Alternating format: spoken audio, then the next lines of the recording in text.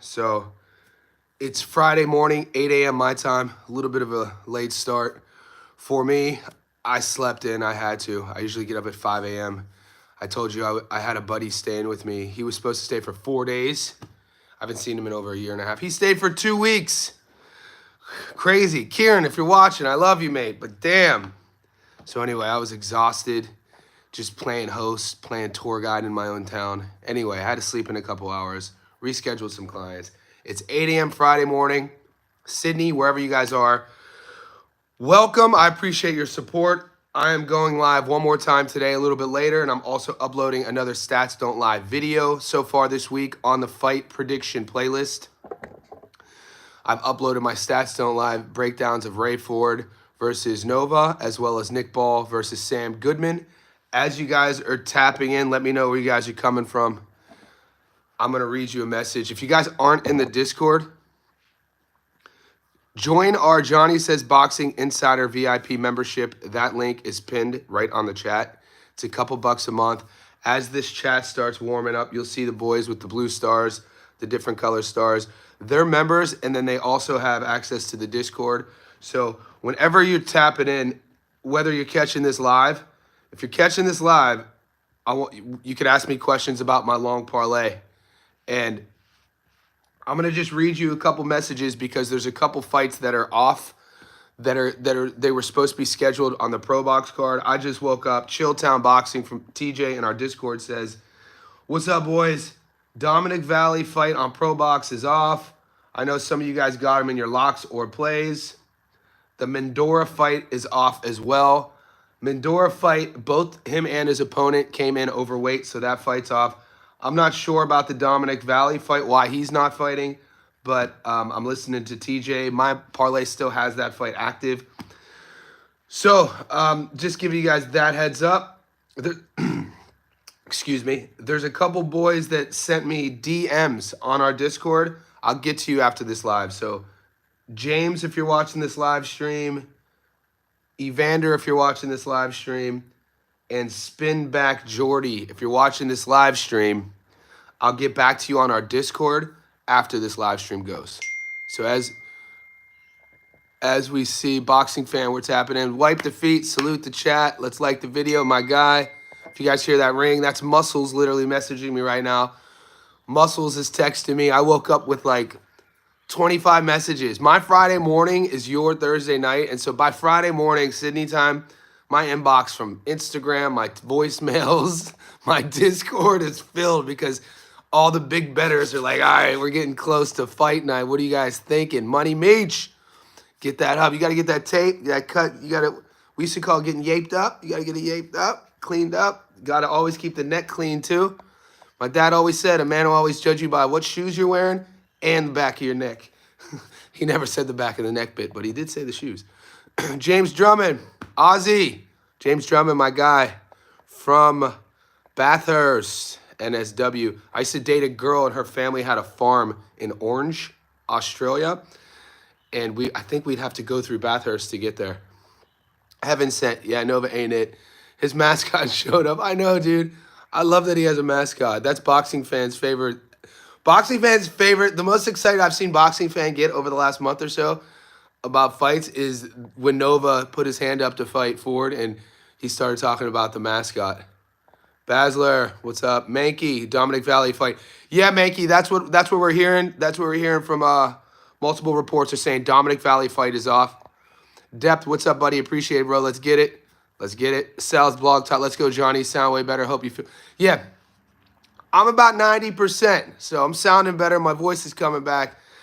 But, man, if you guys know me, like if you know me, my day-to-day normally is I'm very, believe it or not, for how much you guys know me on social media, I'm actually a very private guy, you know, like in real life. So I don't hang out with a lot of people. I have my small circle, my girlfriend, a couple friends. So when people, and I'm grateful, travel all over the world to come visit me, I have to play tour guide, and it kind of disrupts my schedule. And I usually get sick just based off of like all my systems get thrown for a loop.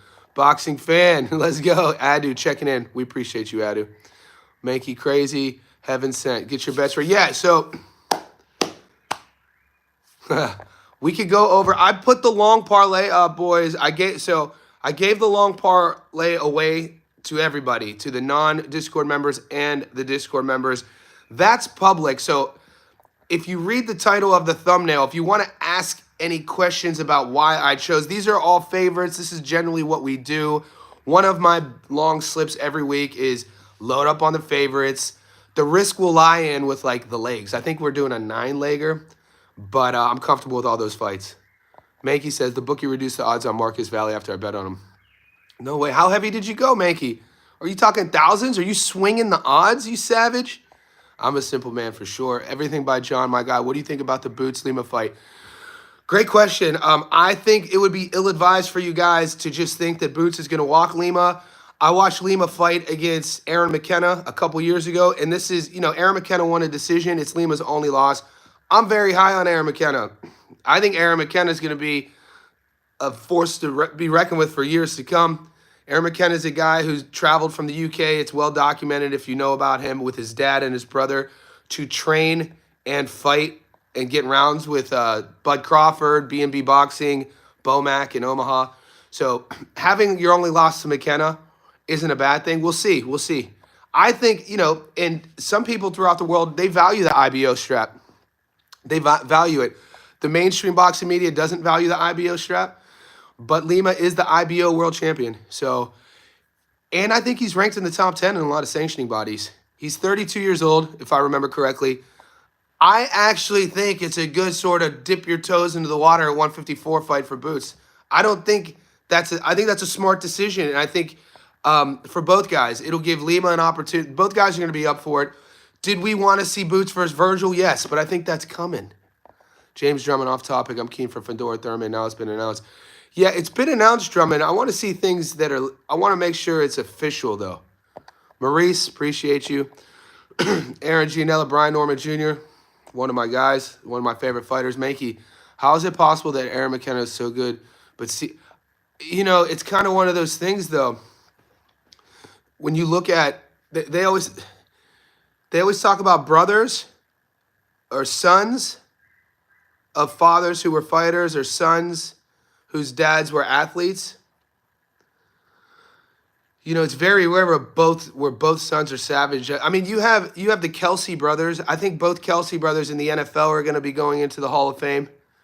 I'm sure if we brainstormed on this, I mean, think about the Cansecos though. Jose Canseco, and I think his brother was.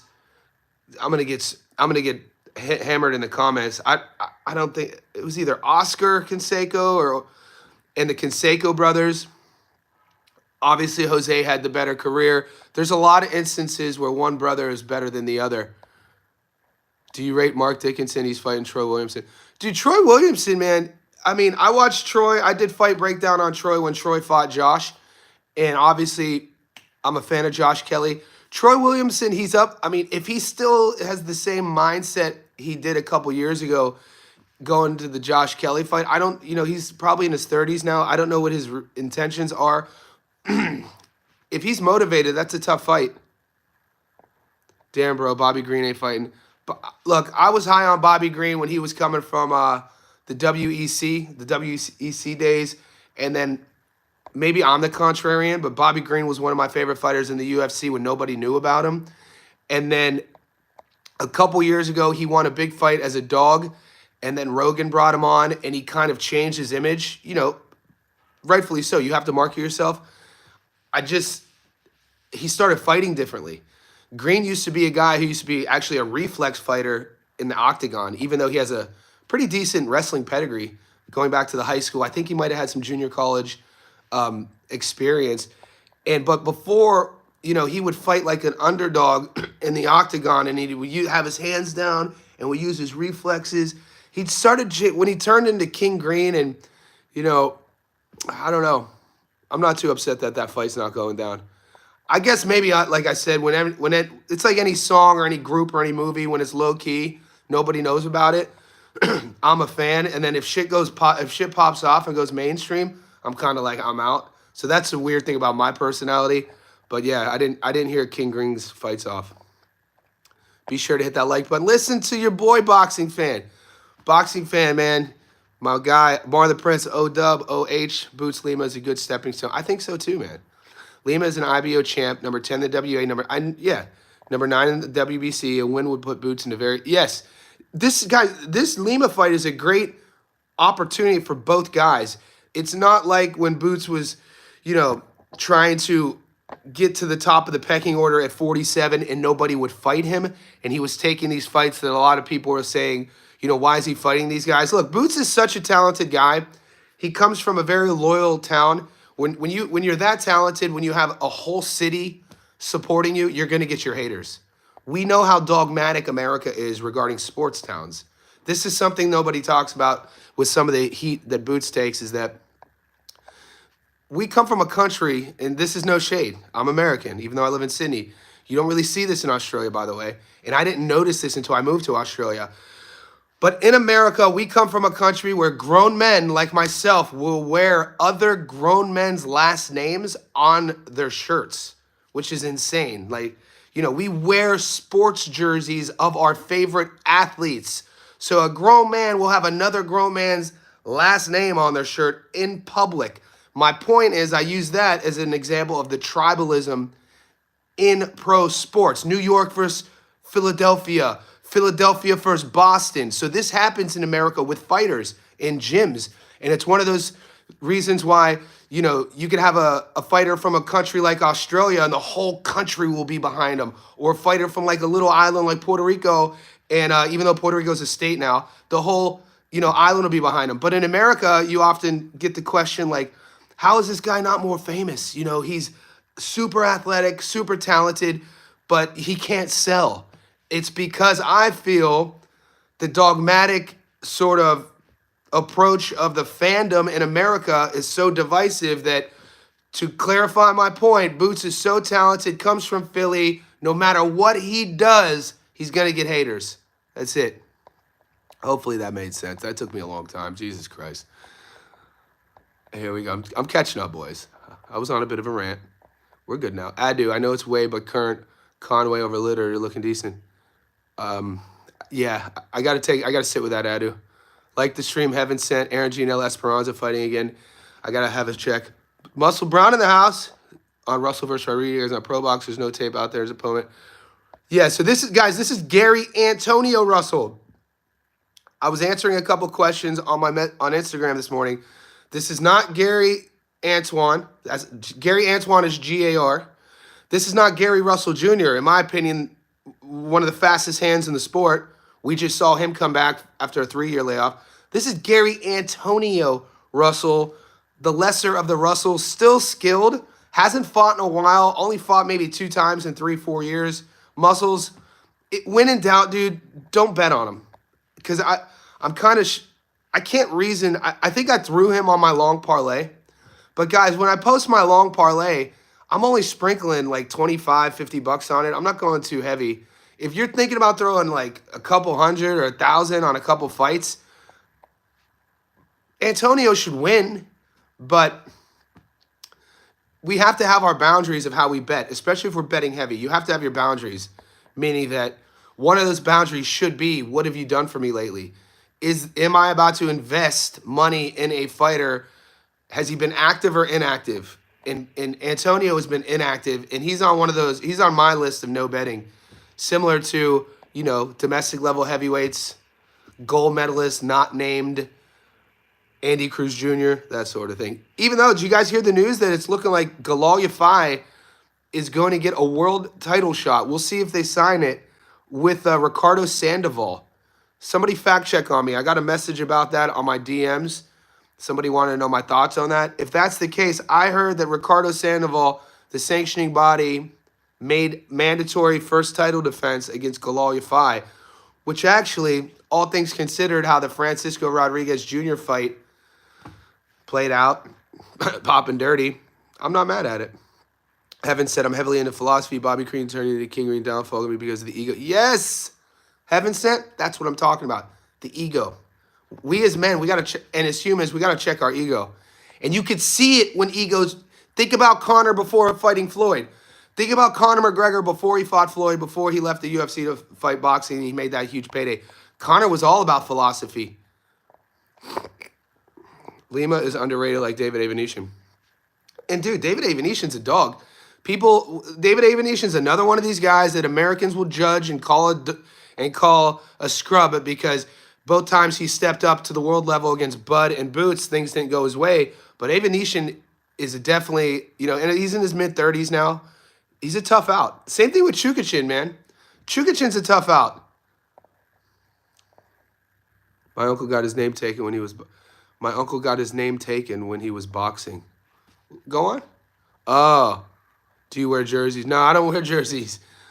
No, but I'm not hating on anybody who wears jerseys. I was just using the jersey philosophy to kind of set up the narrative on why Jaron Ennis or any fighter who has a regional following, think about a fighter from Baltimore, a fighter from Philly, it's tough for them to get the entire country around them. And I think that goes way past just the sport of boxing. I think that seeps into the culture of the tribalism of our country being so, like, I'm from Northeast Ohio. From the time little babies are born in Northeast Ohio, without even a choice, you are a Cleveland Browns fan, a Cleveland Cavs fan, a Cleveland Indians fan. Also, the part of the region I'm from, you're a diehard Ohio State Buckeye fan. So that sort of thing. I just always found it weird since I was a boy. I never liked logos. This is a hoodie this is my old Instagram. I used to do an MMA betting show just like this. This is my logo, right? You'll never see, look at all my pictures online. Go to my Instagram. I'll only wear solid color shirts, but it was never sort of a conscious decision, but I don't know, just wearing especially being a grown man. When I was a kid, I had I have a LeBron James Akron St. Vincent St. Mary high school jersey, but I don't wear it. It's like kind of a collectible. Johnny, which UFC fights are you avoiding? History Vault, great question. I'm avoiding some of those main. So my upset of the week is I'm taking DDP over Chimaev, and I gave you a 3-leg parlay on the Discord, History. So History, go to our Discord, find the MMA thread, and you'll see the fights I'm taking. Sandoval's going to win that one. Look at the guy fighting Battle. Oh, dude, the dude fighting Battle is a stud. That's a tough fight. Guys, this is a UFC pay-per-view card. So I always tell people I win my most money on the UFC fight nights based off the matchups.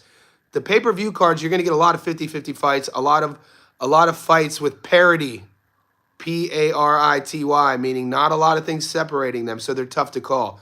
You can make an argument with probably the whole main card with why it could go the either way, like Aaron Pico versus his name's slipping my mind, the kid from the UK who's undefeated. Over on Prates. The Prates fight as well is a huge lock. There's a lot of fights on that card where you could debate either way. And I'm a huge Brian Battle fan, but this is a tough fight for him, guys. Boxing fan teased the purchase. Did you hear about Fandor and Thurman on October? Yeah, I heard about that more, but is that official? There's also talks about a Spence Ortiz at Cowboy Stadium. Spence Ortiz? Hell nah. I didn't hear that.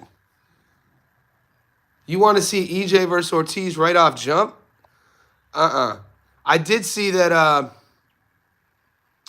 Jose Ramirez is moving up to 47.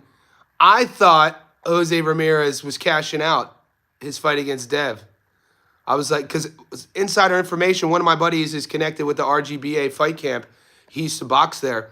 He messaged me when that Devin fight got signed, and I asked him about it. He said, obviously, Jose's never been the same guy.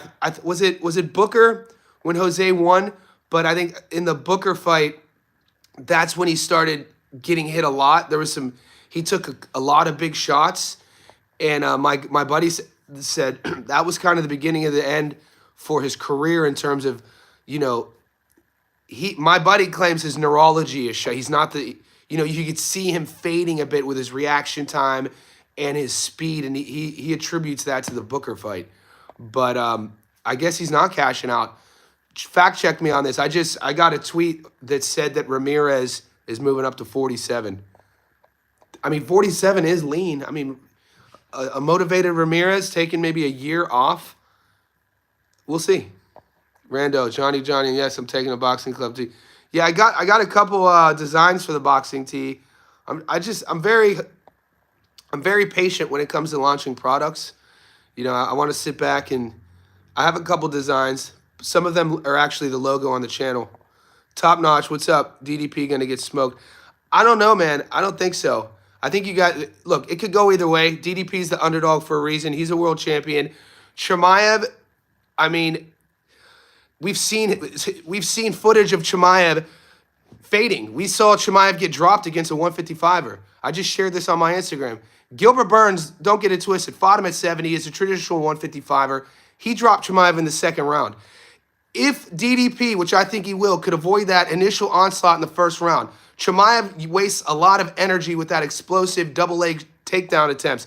DDP is a big, big boy, super unorthodox. He has a gas tank that could go 5 rounds. He's really thick. He hits hard. Recency bias, yeah, people were really up on Chimaev on, you know, him breaking Whitaker's jaw with that neck crank. That was brutal. But Whitaker's kind of an in-betweener, guys. Whitaker was on the Ultimate Fighter at 170. Whitaker got stopped against Wonderboy Thompson at 170. So when Whitaker moved up to 185, a lot of, you know, I interviewed Whitaker in 2016 at he had a little 1-bedroom apartment in Greenacre, Australia. And then he went on to become who he is, a Hall of Famer, world champion, you know, has done really well for himself. But he was kind of an in-betweener. Gilbert Burns was kind of an in-betweener. You know, Gerald Mearshart, you know, if you remove the 3 fights that, I think there were 3 of them that Chimaev just jumped on the scene during the pandemic, where I think he either fought 2 or 3 times in a small amount of time. Man, these are guys without fight camps. He's fighting guys to, you know, nobody really knew about him. Nobody really knew how to game plan for that style. I'm really comfortable with DDP beating him. I think DDP, his path to victory, he defends that takedown. He sprawls. You know, he forces it on the stand-up. Even though Chimaev might have better striking, I think it's going to come down to gas tank. I think the longer this fight goes, Chimaev's going to be in trouble.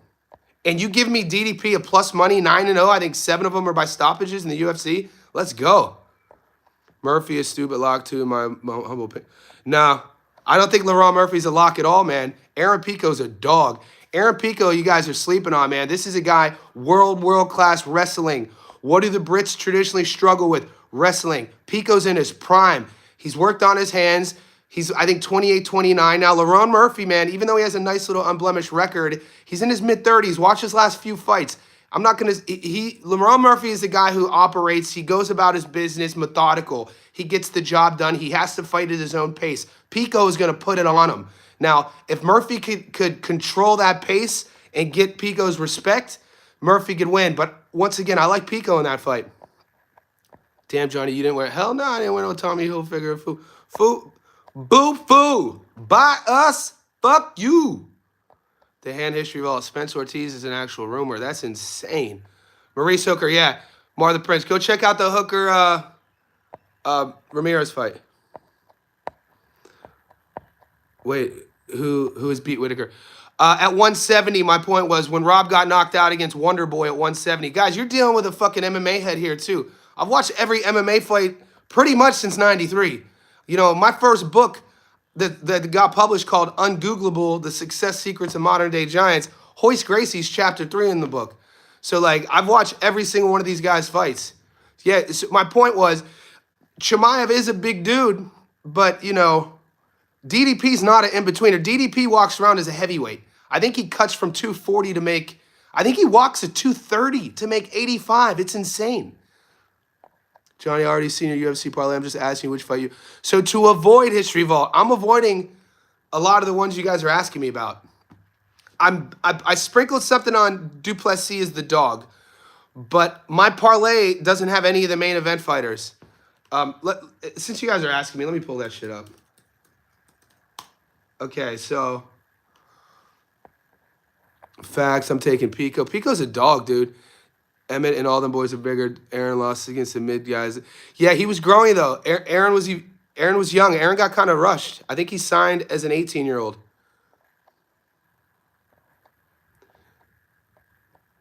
Not how high. Rando, you got it.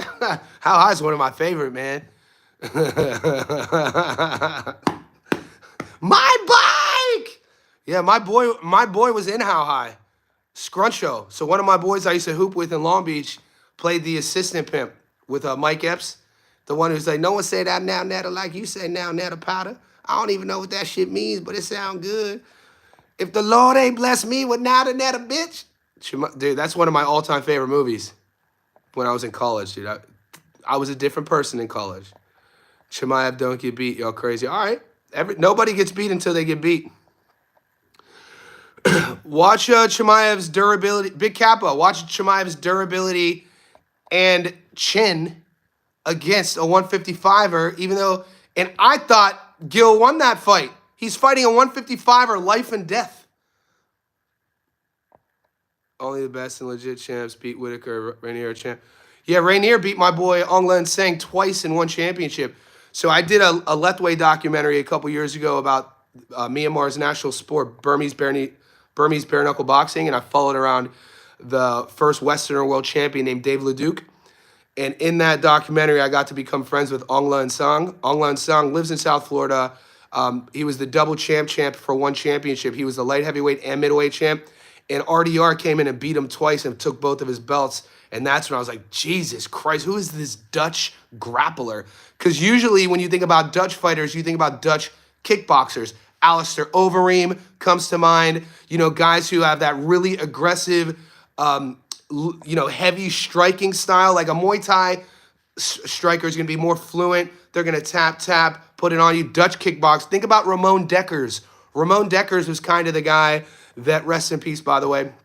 Ramon Dekkers is kind of the guy who paved the way for, Australia's John Wayne Parr, or having even the term of Dutch kickboxing, the sort of style where you're just sitting on leg kicks and throwing big hands. Because the Thais in Muay Thai were known not to have strong hands because they don't sit on their punches, but the Dutch do. So when RDR jumped on the scene out of nowhere and won championship, everybody was kind of expecting this one-dimensional striker, and he wasn't. It was like, dude, we didn't know the Dutch could wrestle. We didn't know the Dutch could grapple. So yeah, RDR is the real deal.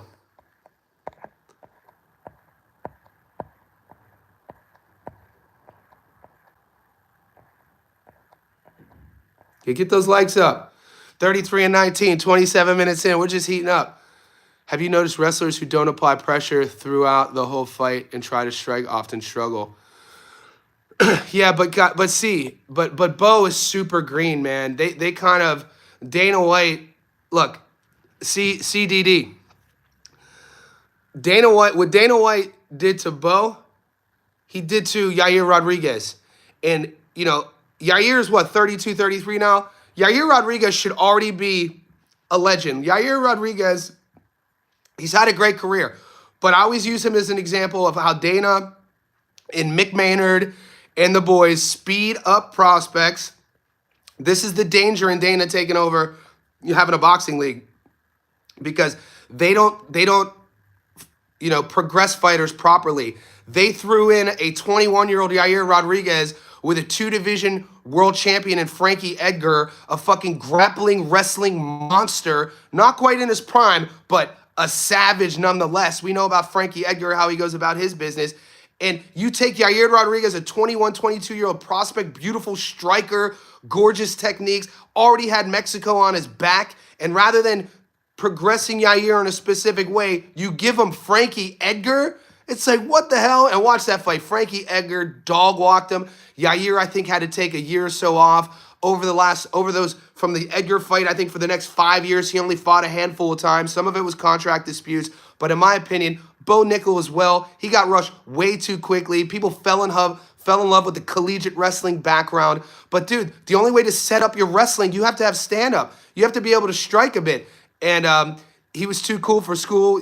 Think about Joe Pyfer as well. When, the kid from Finland or Norway, Pyfer had all that hype coming out of the Contender, and I won a lot of money on taking, his name's slipping my mind right now.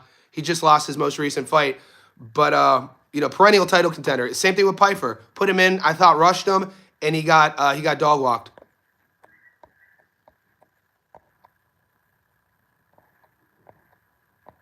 The dude in the lower weight class doesn't apply pressure. I forgot his name, the guy from Dagestan. Saeed Nurmagomedov?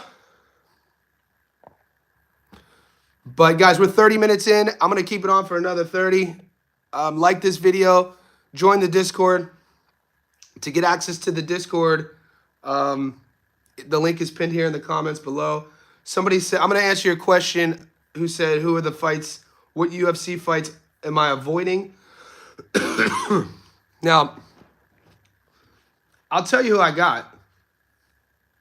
Karine Silva is a dog. Karine Silva's fighting Dion Barbosa, which is going to be a good fight. I watch Karine Silva's tape. I've watched her fight. I have her on a lock, actually. Chase Hooper fighting Alexander Hernandez.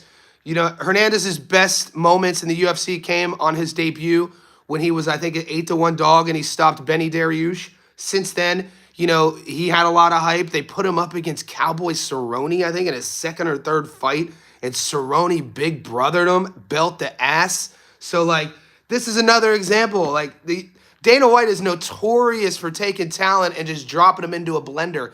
And all that shit that he says, yeah, this is the best proving ground. All that was cool and it worked maybe a decade ago. But when you're trying to build stars, guys, Yair Rodriguez, in my opinion, had everything, all the boxes ticked to be a star. He had already sold out a show in Mexico before the Edgar fight.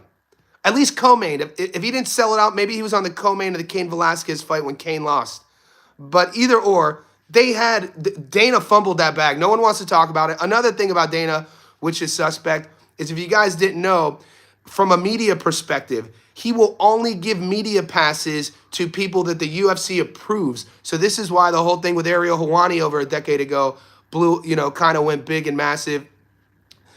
Because the minute you start writing about things such as this, he's going to blacklist you. And so that's why you won't hear about stuff like this, about how he just takes prospects no matter, and he thinks he's doing the right thing. He thinks that, oh, my product is the proving ground. If he's as good as he says he is, he should be able to beat this veteran. Yeah, mate, that worked when you had a Conor McGregor or a Ronda Rousey coming up, or even before that, an Anderson Silva and then GSP, along the same time. But now, what's the UFC struggles with stars. Who's their biggest marketable star mainstream internationally? There aren't a lot of them. And I think that if they were, and he doesn't have to care about this anymore, by the way. He just signed that $7 billion streaming deal. Greatest entrepreneurial steal in American sports business. The greatest entrepreneurial steal in, I think, sports history was Dana White. I talk about this all week. Pitching Lorenzo Fertitta in the early 2000s to buy the UFC, which was struggling, for, I think, $1 million loan. And then he ends up growing it and then sold it, I think, for what? Was it a $4 billion sell in 2016, 2017? And then he just did it again for $7 billion. So that's insane. So he is the, it's hard to argue that he's not the best promoter.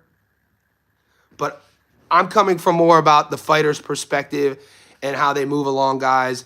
And we got into this talking about RDR and Bo Nickel and that sort of thing. So I think history speaks for itself.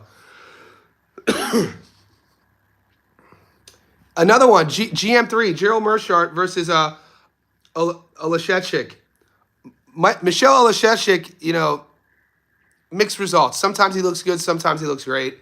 Sometimes he looks awful. He's an in-betweener. I think we've seen him fight a light heavyweight and then floating back and forth to middleweight.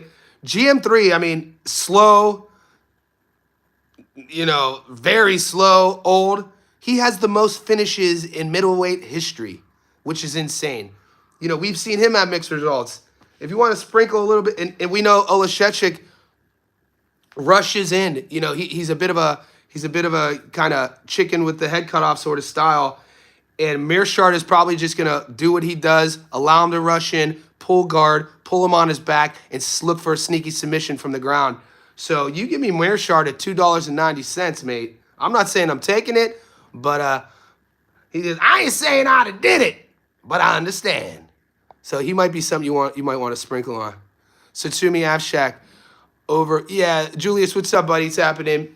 That Satsumi Afshak fight, I'm not getting any props. The juice isn't worth the squeeze. I'm not betting on it. I think Satsumi's $1.01. So at least here in Australia, the book I use, Sportsbet, when it's $1.01, you rarely will ever get props. I think Asakura is a lock against Elliott.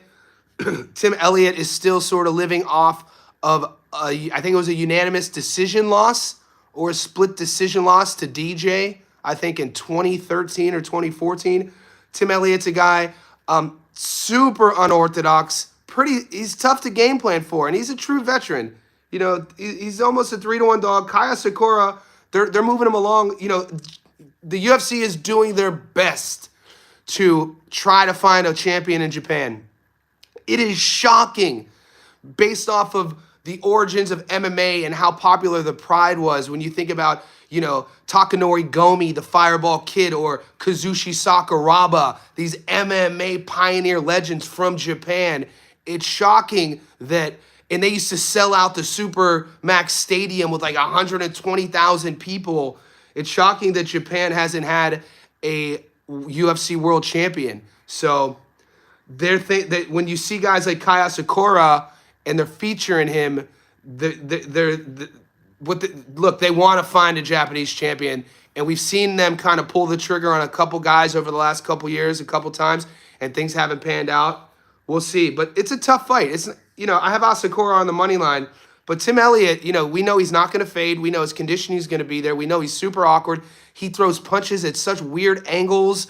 What's his nickname? His nickname is not Funky, but that was Ben Askren. He lives up to his nickname, is my point. MVP versus Jared Cannonier. You know what I'm saying? Like, this is another fight. People think that MVP is almost 40 now. We know Cannonier's a little bit over 40. If Cannonier could, you know, rewind the clock and go back to his style when he fought at heavyweight up in Alaska, when he was fighting, I forget what the regional promotion is up in Alaska, he was a double leg sort of guy. He'd shoot, you know, if he couldn't get the double, he'd ride the single leg out. He'd put you up against the octagon, and then his priority would be to ground and pound you. We know Michael Venom Page is one of the most unorthodox strikers of all time. Everybody knows what he brings to the table. That knockout against Lima, that knockout against Cyborg, just fantastic stuff on the feet. He's a joy to watch if you love striking. Cannonier's a live dog too, man. Cannonier at, you know, 58 years old still thinks he could be a world champion. So, you know, MVP, in my opinion, is the one who's unproven. And what, is he 37, 38 now? What's your boxing nickname? Johnny. I'm not a big nickname guy. But in college, my buddies would call me the time bomb. But John, yeah, it wasn't a nickname. They were idiots. Dude, I grew up in the era of Four Loko and Mad Dog 2020, mate. The first time I ever had alcohol, I was 21, by the way. I was a late bloomer, 21 years old. Like, my dad ruled my household out of fear. Like, you better not drink, you better not smoke, you better get all A's, and you better be good at sports. If you did all that, you could get away with everything. That was literally the house I grew up in. And so I get to college, and we start drinking Mad Dog 2020. Boy, Mad Dog 20, and I would act crazy was my point. They used to call me the time bomb, or Destructicon too. I don't agree with either one of those, but you asked. Mar the Prince, looking forward to Ortiz Claggett breakdown. 100%. This is one of my favorite fights to break down. Did you guys see Jermaine Ortiz was in the comment section today on DAZN? DAZN showed the face-off between Nova and Ford, and I couldn't figure out if Ortiz was trolling them. He was like, "Those are nice T-shirts." Or, because we've seen Jermaine Ortiz in fight weeks dressed to the nines before. But Ortiz and Claggett should be a real fun fight. So if you fight, we'll be at 154. So I'm 43 years old. I'm 5'11". I walk around about 184. I float between 180 and 185 pounds. Yeah, if I fought, I would definitely cut to one. In boxing, I'd cut to 154. In MMA, would be more comfortable fighting at 170 welterweight. But, you know, the jump from 170, 155 in MMA, dude, fucking, I think 170 is one of those divisions in MMA. Traditionally, it's kind of been a lot of guys from 85 will cut, and you see, you know, think about historically the best welterweights of all time. You got like George St. Pierre at 170. My era, at least, when I talk about my sort of active era, would have been guys like GSP, Carlos Condit, Matt Brown. One of my favorite all-time UFC fights of all time, was Eric Silva. I don't know if you guys remember El Tigre, the tiger from Brazil. It was Eric Silva versus Matt Brown. Holy shit. War. Firefight. Carlos Condit versus Condit versus, I think it was Condit versus Lawler. Condit versus GSP. Carlos Condit was one of my favorite fighters too, the natural born killer. If you didn't know, I'm a striker, so I always like strikers. Robbie Lawler, one of my favorite. I just shared, if you guys haven't seen it, go back to 2002 when Robbie Lawler was 20, or Robbie Lawler was 21, and he fought a 20-year-old Nick Diaz. One of the greatest fights in UFC history, in my opinion. I'm taking Jared. I think he will just stick on MVP. That should be the game plan. Cannonier, and you know he has that high guard. We saw him fight through a broken arm before by taking kicks off of his sort of his frame. So I like that. He better not fight MVP at distance. He better not fight him at range. But I think that MVP at this stage of the game, he does have a lot of tells with his kicks. He's not as twitchy anymore. And so I think Cannonier is going to be skilled enough to time one of those and shoot, and he should be able to dog walk him on the ground. If he wins, his path to victory should be that way, my point. Ortiz taking that. Imagine your first time drinking as a Four Loko. Bro, Four Loko and Mad Dog. Yes, the Mad Dog 2020 Orange Jubilee. You see, the Young Bucks, they don't know about that Mad Dog. And then we were putting it in a funnel.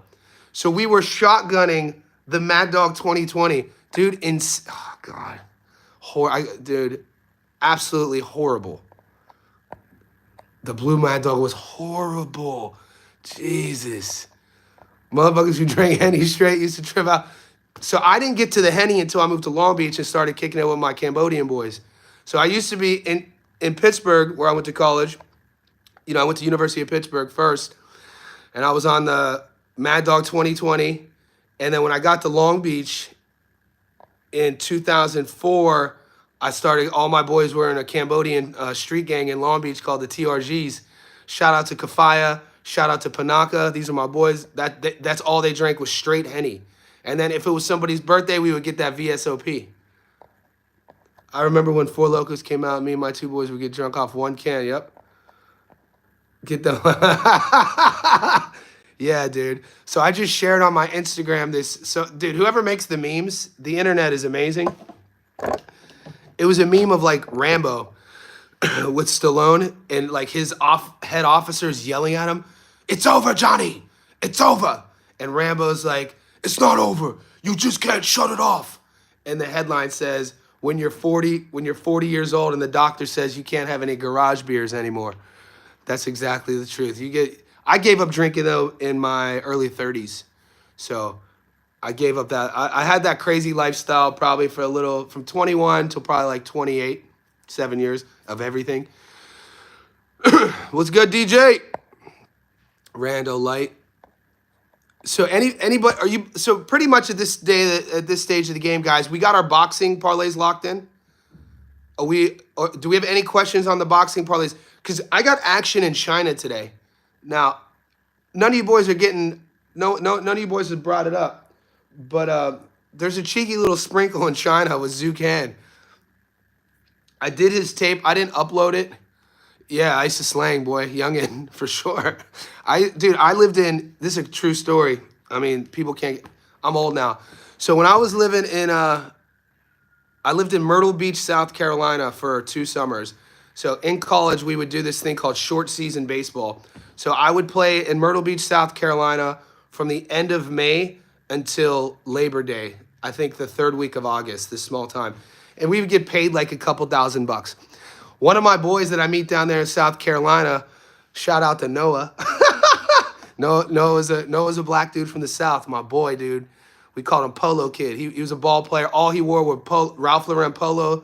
Looked like Brian McKnight, pretty boy, but he was a hustler. And me and him for the whole summer, yeah, he had a connection down there. It was crazy. I never did it, but we were being a little deviants. But anyway, I digress. Nick Ball decision. I love Nick Ball by decision. Guys, I just watched East 1990. Think about back in the day when he was hitting on Little Brother on the Ground. Think about that one time. Cleveland is a city where I come from. Yeah, I'm from Northeast Ohio. So I was watching Gary from 3D. He was talking about Sam Goodman's path to victory. saying that Sam Goodman is going to beat Nick Ball at range. I'm thinking, how do you stay at range as a fighter against a front foot guy? What has to happen to keep a front foot fighter off of you? What has to happen? You have to be able to get the respect with power. You have to be able to have a good jab. Goodman has neither. Goodman's jab is so suspect. I wasn't being this kind of ignorant on my film study. We're getting kind of loose here. But Sammy Boy's jab, he throws it here and he doesn't follow it up. So he gets timed a lot, throwing the jab, framing, and then getting counter from his opponent.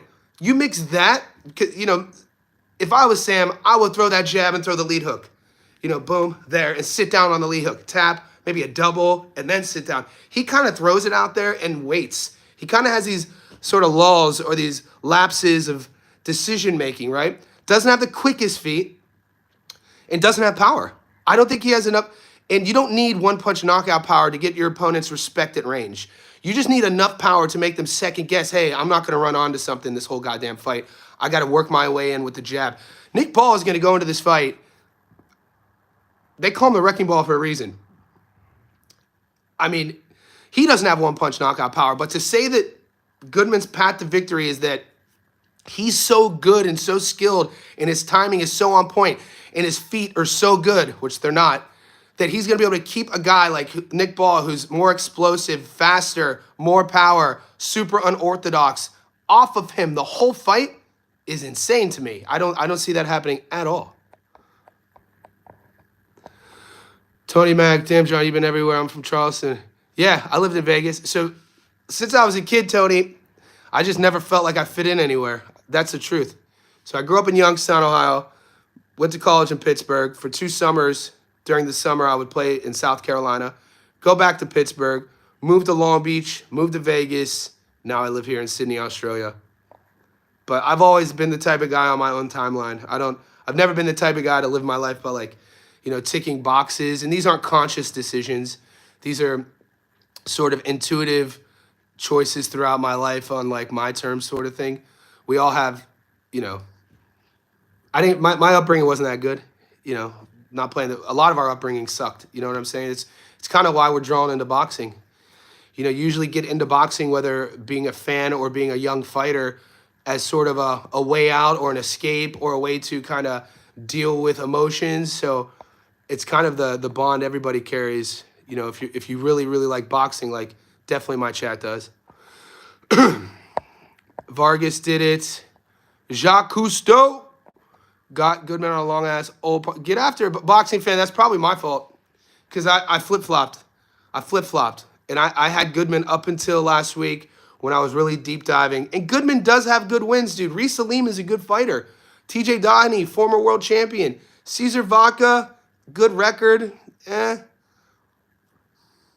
No distance on Ford versus Nova. Julius, I like that. I'm high on Raymond Ford against Nova. I'm not telling you guys I'm picking Ford because I think Ford is a pound-for-pound guy, just so you know my intent. You boys, you know this. We go about our business when we're picking winners and losers on a what have you done for me lately platform. It's not like we're fanboys. My guy's going to beat everybody. I don't care who fights. I'm always picking him. No. It's like, all right, I watched his last fight. I watched the fight before. Who's he fighting? All right, I watched his last fight. I watched the fight before. All right, let me see their losses. Oh, he's undefeated. Has he been dropped? All right, let me watch when he got dropped. Let me see those exchanges. Has he never been dropped? All right, when's the last time he lost a round? What fight was that? So let me see how he lost that round. So this is how I do my film study, kind of sort of neurotic in a bit, and these are the checklists I do. So I even said in my breakdown with Ford and Nova, if Ford fought Nova when Nova was 26, and Ford is who he is right now at 26, I would probably pick Nova. But when Nova got stopped against Robesi Ramirez, that kind of changes it. He's gone 3-3-1 since. That matters in boxing.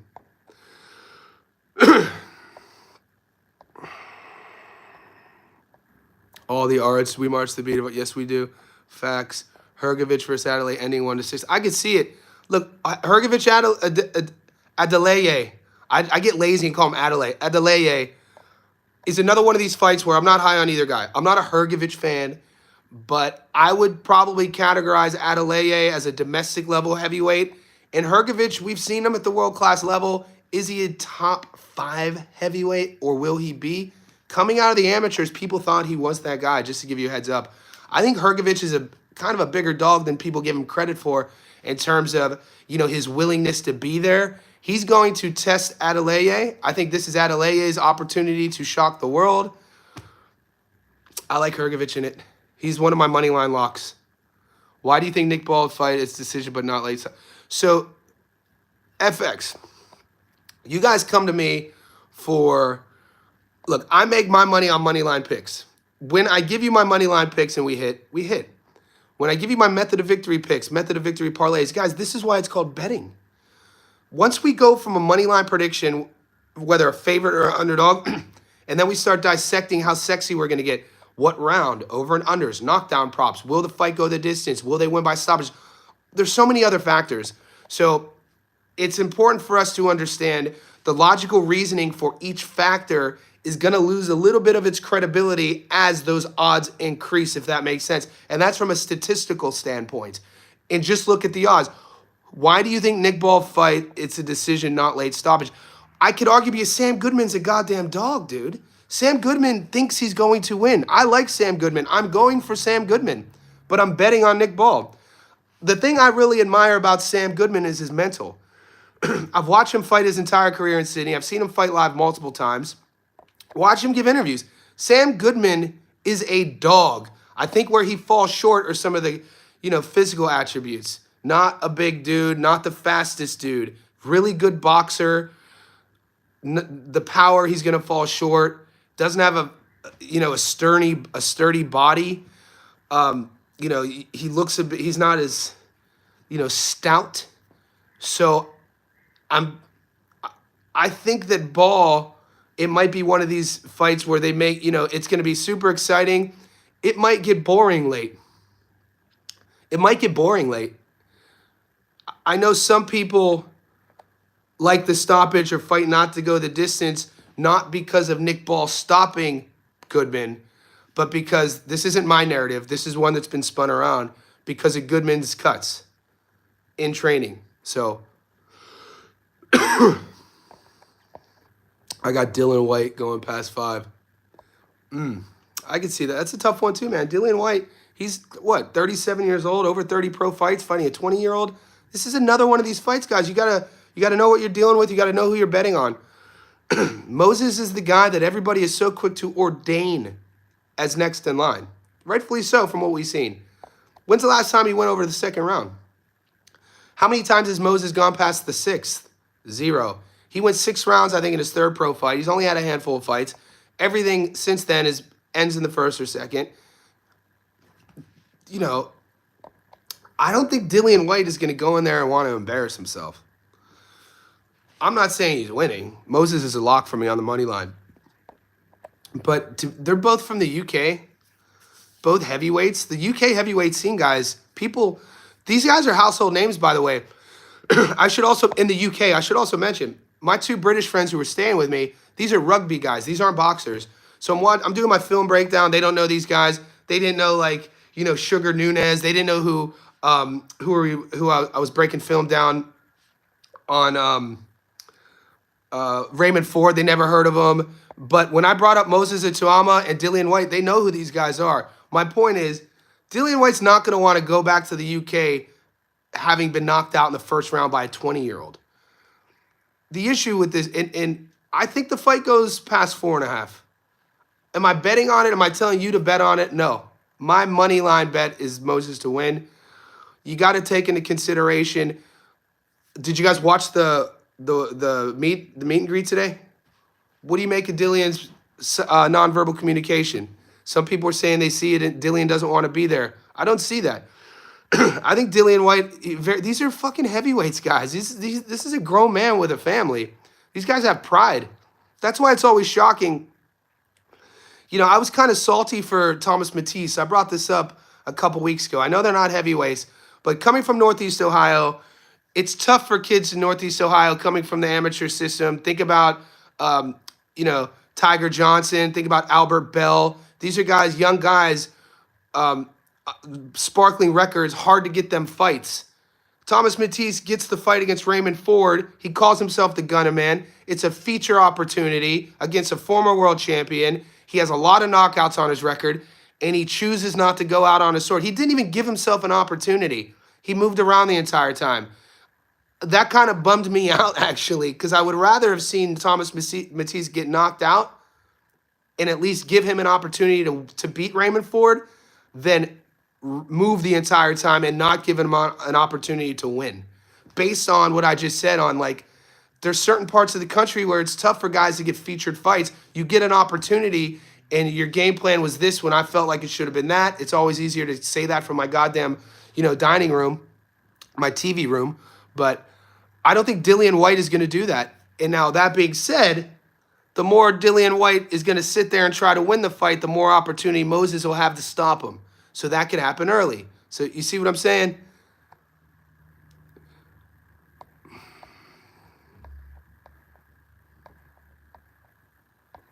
I'm catching up, boys. I'm catching up with these comments. Hergovich ends by knockout. I like that. Can you break down how Raymond lost to Ball? How Raymond lost to Ball? Oh, a tough fight. I think the judges saw it one way. You could rewatch Raymond Ford versus Nick Ball 5 different times and come up with 5 different outcomes. I think that version of Raymond Ford, though, he learned a lot from that. He wasn't as offensively minded. Since that loss to Nick Ball, his offense, he's trying to turn it up a bit. Trying not to exit too far. Remember when Shakur was exiting so far away out of the pocket? He took all that heat, and we were like, dude, it wasn't that he was running the entire time. Day one of footwork, when you're learning to box, they do a 2-step rule. From engaging from the pocket, and you don't like where the fight's taking place, exit 2 steps and make a decision. Either come back in or circle right, circle left, or punch. What Shakur was doing against Edwin, he was exiting like 5 steps, right? And so when I feel with Ford, an adjustment he has made since, he's always going to have the hand speed advantage. What I see is limiting his exits and punching more and having less moments of not punching. But he's only 26 too, guys. He's young. You tell him 1-6, as soon as White gets hit clean, he's going down. That durability, Julius, we know 37-year-old men are not 27-year-old men. How will Nick Ball win, do you think? I think Nick Ball will win with his pressure-forward style, his aggression, his unorthodox, and his volume. I also think because Sam Goodman doesn't have the type of power to get Nick Ball's respect, Nick Ball is not going to give Goodman an opportunity to fight him at Goodman's preferred range, and that's at jab distance. And Goodman doesn't have really a good jab. He doesn't do anything off of the jab. He throws the jab, and he stands there a lot of times and waits, and then he doesn't move his head. We haven't even talked about that. None of that. None of that. His feints are he'll false feint. He'll, use a foot feint and not move and then get hit. I was initially on Goodman to win. And the more and more I was nerding over the film, I was like, even though Nick Ball's technique, he's not a technical pretty fighter. He's not a very, coachable style. You wouldn't take Nick Ball's style. But Nick Ball comes from, I think, a kickboxing background. He's super athletic. The props on Nick Ball is they took this kid who was super athletic, genetically not that gifted considering his height, and they made him a world champion with that style. So why change it? Goodman has the traditional boxing style, so he's going to have to rely on keeping that goddamn wrecking ball off of him. I don't see him being able to do that for 12 rounds. You're the man, Johnny. Just my opinion. From my tapes. Appreciate you. Discord full of smart bettors. Yeah, get in the Discord, boys. Gunner Man, Cleveland, he did let us down. Ray's speed is world class, though. Damn, boxing's so brutal. I'd rather see him get knocked out. Boxing fans, our manager. Goodman gonna embarrass Ball. It could happen. The only way Goodman embarrasses Ball is if Goodman is able to get Ball's respect early, and if he's been able to work on his footwork too. Julius, I do not like Nick Ball's exits from the pocket. And Nick Ball is a guy, or I don't like Goodman's exits from the pocket. And Goodman is a guy who will historically trade with you. And when he exits, he keeps his head on the midline. when he's angling, I don't like him throwing his naked jab either, mate. There's something about that. Maybe it's because when I was a kid, that was harped on so much. If you don't just stay in the strike zone and just throw that, you either have to throw it, move, throw it an angle, throw it level change to the body. A lot of times he just throws it, and then boom, he'll get hit, and then he'll come back in. I don't know, man. I don't know. I think Nick Ball's speed is going to embarrass Sam Goodman. I think Sam Goodman is probably going to be found out in this fight. Ball only fight against 20's opponent, any controversial decision. Well, Ball's style is super unorthodox, mate. You're right. We've seen Nick Ball shoot for takedowns. We've seen Nick Ball throw low kicks. We've seen Nick Ball throw headbutts. Of course, I know. I think all of that makes for all of that sides for Nick Ball, though, unless he gets a point deducted. Guys, is that a prop? I don't know if that's a prop. I don't get that prop, but that'd be a fun prop to look. Could you guys bet on Nick Ball, Sam Goodman? Will there be a point deducted? I like that prop. Who do you have, Thurman or Fundora? King picks. If that fight is official, my dad always said, never bet with your heart, Johnny, bet with your wallet. I'm a huge Keith Thurman fan. I like a shit talker. I like an athlete. I like a shit talker who could back his stuff up. I like a workhorse in the gym. I like an athletic, naturally gifted guy. You rarely see all of that in boxing. Thurman is all of that. But, you know, Thurman, what, 36, 37? Seb Fundora is coming into his own. Seb Fundora is a nightmare to deal with. You know, I don't know, man. Let me sit with that. I hope not. King picks. I think Fundora wins, not because he's better. Yeah, that's going to be tough to get through.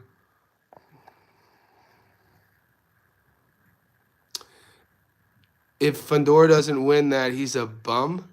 Nah, Fundora will never be a bum. Fundora's a world champion and will go down in the history books in his era as a world champion who's defended his title. There's no way he's a... But you know how many guys, you know how many great fighters who are in the Hall of Fame who never became a world champion?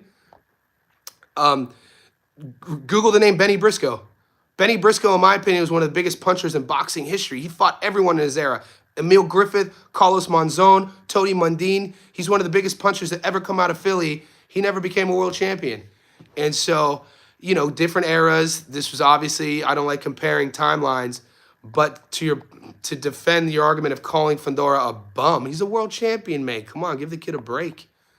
Dwayne, happy Thursday, Johnny. Going to another concert. My man making me jealous with all this live music. Christopher Cross. If you get caught between the moon and New York City. I lost my voice, but Chris Cross has some bangers back in the day.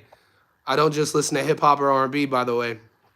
Wash Ronnie Rios, gave Ball a tough fight. Well, the thing about, you know, I wouldn't say Rios was washed, but Rios is taller.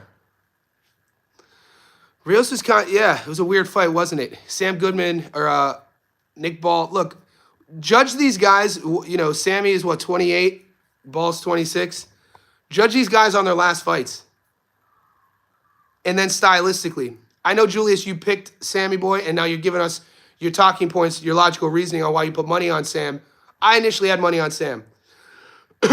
So I understand where you're coming from. I initially was agreeing with all these things, but at the end of the day, guys, these two have to fight. You know, the bell rings. They get announced, the bell rings, 2 hands. They do have to fight. I think that Sam Goodman's bravery is going to be his downfall. Does Espinoza beat Ball? 100%. Rafa Espinoza, in my opinion, is the best in the world at 26. Rafa Espinoza is that dude. Dude, I hope he gets marketed. It has to happen. Rafa's, I think, 31 already. I can't say enough about Espinoza. I love his style. I love how he, you know, will come inside with those awkward uppercuts, punching down, aggressive as hell, and then he couldn't be a nicer guy outside of the ring. I think the style to beat Ball is somebody with power and uses the jab like Rafa. I don't think Sam Goodman has the style to beat him. Yeah, I think Ball smokes him too. So Ethan Benjamin, the Discord link is pinned here. So you have to join the YouTube VIP. Johnny Says Boxing on YouTube. The link is pinned. It's a couple bucks a month. You get access to the Discord. Johnny, I'll join back soon. Have fun at the concert, Dwayne. Who do you think wins, Fandora Thurman? We covered that. Ball through Fargus down. Ball's style is wild. He's 5'7". Fandora puts Thurman in retirement for good. I don't know, man. Keith Thurman is... Guys, don't sleep on Keith Thurman, boys. You better not duck me. You better not duck me, Thon. Locks for Wednesday night. We got to get through the weekend, I do. You know I'm coming with those locks. I'm going to the fight. So next Wednesday, we got Nikita Zhu fighting on the same card as Michael Zarafa. I'll be going to those fights.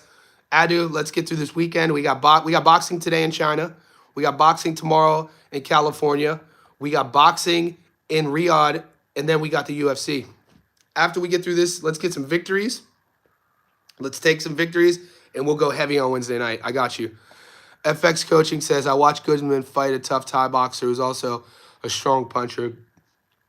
Goodman still came out on top. Okay, the thing, FX Coaching, about why I'm going to push back on a strong puncher, the Thai, he wasn't a strong puncher.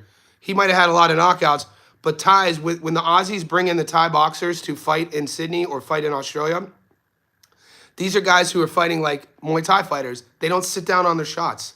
And, you know, it's not a good comparison. Raleigh should be in the Hall of Fame. Raleigh, 2-division world champion. One of my favorite fighters in boxing right now. Raleigh Romero, one of the greatest overachievers in this era. Who doesn't love an overachiever? Got elevated at 147. Let's go, Raleigh. Maybe that's why Ramirez sees a path to victory. Jose Ramirez just moved up from 40 to 47. He thinks that he could you imagine if Jose Ramirez becomes a champion again? You know, in his prime, you know, you remember Jose Ramirez in the Olympics? That kid was world class. Gabby Fandora, awesome. She's one of my favorite fighters. Sick of people saying any fighter is a bum. I know. Any fight, it's you'll never hear that here. Any guy who devotes their life to a combat sport, you can't call him a bum, man. It's pretty reckless, you know. He put hands on feet on Nick Ball. What do you think of Murtazayev? Need to see him on a big card. Yeah, you know, recency bias. We haven't seen Bakram since Zoo. I want to see more. I'm not one of these guys to rush to judgment and call Murtazayev a boogeyman. I just have to see enough. You know, over his last 2 fights, he went life and death. And 2 fights ago, he was fasting for Ramadan. And then he looked great against Tim Zhu, who pretty much, you know, walked right onto a buzzsaw. I want to see more. I want to see more activity. Slender Man going to the body. Thurman, will you be vlogging, maybe doing some backstage interviews? At the fight in Sydney, you know what the thing is? I used to strictly have an interview channel with this one. You could go to the playlist and see all the people I've interviewed. When I go live at the Sydney events that are also no-limit events, they will purposefully play copywritten music, so you can't live stream. I'll get flagged. So if, hypothetically, but I'm not, let's say I get sick, or let's say something happens and I can't go, I'll live stream it from here. Do you think Shushu beats Stephen Fulton? I think I think Carrington would probably have a better chance against Cool Boy rather than... I think Espinosa beats both. Espinosa's style is different. His power is different. His willingness to put himself in danger, right? That's what I really like about Rafa. And I think some fighters lack that. And when you take a guy, even though they can be super skilled, unless you're Floyd Mayweather in his prime, who has this ungodly, world-class, once-in-a-generation skill set, because Floyd didn't run. Rewatch the Floyd versus Canelo fight. Even though Canelo was young, Canelo was trying to hurt him, and Floyd just was such a mastered space and distance, and he would punch back. Shushu and Fulton would struggle with Espinosa's power and his pressure. You get hit with something nasty, and then you get put on the back foot, and you got that dude coming at you with a height advantage and a reach advantage, punching down on you. I mean, I know what's Bruce, 5'7", 5'8"? Rafa's 6'1", man. It's a tough problem to solve. I think Rafa, you know, maybe he goes to 130. I'd like to see Rafa versus Sugar Nunez at 130. That's just me. Johnny, percentage-wise, what's your split for Ray Ford to win by decision, by stoppage? I ask because he was on timing at the... He looks good, man. I think if I had... Look, gun to my head, Mar the Prince. Based off of Nova's last 7, 3, 3, and 1. Let me see what because I do have some action on that. I'm not gonna lie. I ain't trying to lie to you. I'll post this. I do have a sneaky method of victory parlay I haven't shared yet. Yeah, I got on a method of victory parlay, boys. I got Raymond Ford by stoppage at 3-1. I put that bet in though last Sunday. So I do have Ray Ford by stoppage on a separate parlay. Raleigh and Regis. Yeah, 100%. FX says, do you think Raleigh has skills other boxers? Raleigh is an overachiever. Raleigh could crack. Raleigh didn't pick up the sport of boxing, I think, his mid-teens. His dad was sort of a mid-level guy. And, you know, he just has power, explosive power. I think he's faster than people give him credit for. He's an athlete. Is he the most skilled technical guy? No, he's not. But, when you know, I like an underachiever. I like an underdog, though. You don't have to be the best at everything. Sometimes on one given night, you just have to be the best one time. You know what I mean? And look, another thing people don't talk about, he's the one who went in that fight as an underdog, and he was the one who was mentally ready. What is that? That shows you something about mental fortitude. Do you think can make another channel? Johnny said, ha, ha. I'll get it back soon. If you were a pro boxer, what weight class would you be? Yeah, King Picks. So like I said, at this stage of the game, I would cut down to 54. It'd be a tough weight cut. Like I said, I'm 5'11". I walk around. I float between 180 and 185. If I was fighting in the octagon, I would cut to 170. Drummond, I wish I could watch Nikita. I refuse to. I know, bro. It's cheaper to go to the fight, James. You could get a ticket. You could get a ticket for I think the lowest one started at 69. I can't believe it's a $70 pay-per-view, James. We get screwed. We get screwed in Australia with these awful domestic pay-per-views. But James, Jazzy Par's on the card.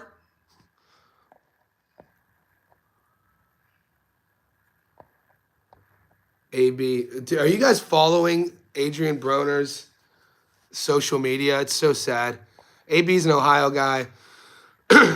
Yeah, it's so sad. AB the last 2 days posted some depressing stuff, man. Yeah, Raleigh does have a black belt in judo. Guys, we're 72 minutes in.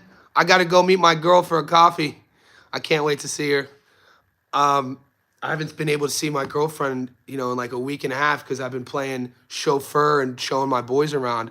So it's 9:15 a.m. You boys are awesome. Like this channel or like this stream. Subscribe to the channel. Come to the Discord. Join Johnny Says Boxing Insider. It's linked here. You get access to all the professional bettors. All of our parlays are up on the channel. On this channel, I've given you my long parlay and my upset of the week. And I'm giving you guys 3 more parlays. We got action tonight in China. I am in love. I love that girl. Randall Light. I met her 7 years ago. I tell her this all the time. I never thought that you could be in a relationship with somebody and they could actually be your friend, your best friend. So I never had that either until like she gets me. You know what I mean? It's not just like intimacy. It's not just sex. It's like I fucking like her, like hanging out with her. She's awesome. I love her to death. But yeah, I'll see you boys.